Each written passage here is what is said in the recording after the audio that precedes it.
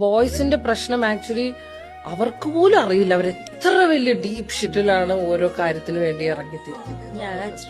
എന്നോട് ഇപ്പോഴും എന്റെ മെയിൽ ഫ്രണ്ട്സ് പലരും ഒക്കെ ചോദിക്കാൻ അപ്പൊ ഞങ്ങളെ ആരും നോക്കും? Who will understand us? Who will take care of us? ഇതാരാണ് ഈ സിസ്റ്റം ഉണ്ടാക്കി വെച്ചിട്ടുള്ളത്? ഞാൻ ഒരു പ്രായം കഴിയുമ്പോഴത്തേനും ഞാൻ ജോലി ചെയ്ത് സമ്പാദിച്ച് ഞാൻ ഒരു പെണ്ണിനെ നോക്കണം, പിന്നെ ഉണ്ടാകുന്ന പിള്ളേരെ നോക്കണം, അവളുടെ അച്ഛനമ്മേനെ നോക്കണം, എന്റെ അച്ഛനമ്മേനെ നോക്കണം, വീട് വെക്കണം, ലോൺ എടുക്കണം, കാർ മേടിക്കണം, വർഷാവർഷം ട്രിപ്പ് പോകണം. ഈ ചെലവും ബാധ്യതയും മുഴുവനും പുരുഷന്മാരുടെ തലയെ കൊണ്ട് ഇട്ടിട്ടുള്ളത് പേട്രിയാർക്കിയാണ്.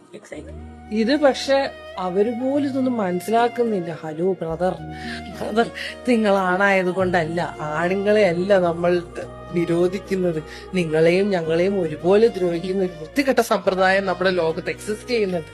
V should know about it. നമുക്ക് ഒരാൾക്ക് വേണം. ഇപ്പൊ എനിക്ക് തോന്നുകയാണ്, I want to build a family. എനിക്കൊരു കല്യാണം കഴിക്കണം. ഇപ്പൊ ഞാൻ ഒരാളാണെങ്കിലും ഞാൻ കല്യാണം കഴിച്ചു കൊണ്ടിരുന്ന പാർട്ട്ണർക്ക് എനിക്ക് നല്ലൊരു ഉടുപ്പ് വാങ്ങിച്ചു കൊടുക്കണം, അല്ലെങ്കിൽ അവളെ എനിക്ക് ഇഷ്ടമുള്ള ഒരു സ്ഥലത്ത് കൊണ്ടുപോകണം, അതിനുവേണ്ടി ഞാൻ അധ്വാനിക്കണം. ഇതൊക്കെ ഒരാളുടെ ഉള്ളിൽ നിന്ന് തോന്നണതാണ്. അല്ലാണ്ട് അപ്പുറത്തെ വീട്ടിലെ ചേട്ടൻ ഇത് ചെയ്തു അതുകൊണ്ട് ഞാൻ ചെയ്യണം, എന്റെ സ്വന്തം ചേട്ടൻ ഇത് ചെയ്തു അതുകൊണ്ട് ഞാൻ ചെയ്യണം. ഇതാണ് എല്ലാവരുടെയും അവസ്ഥ.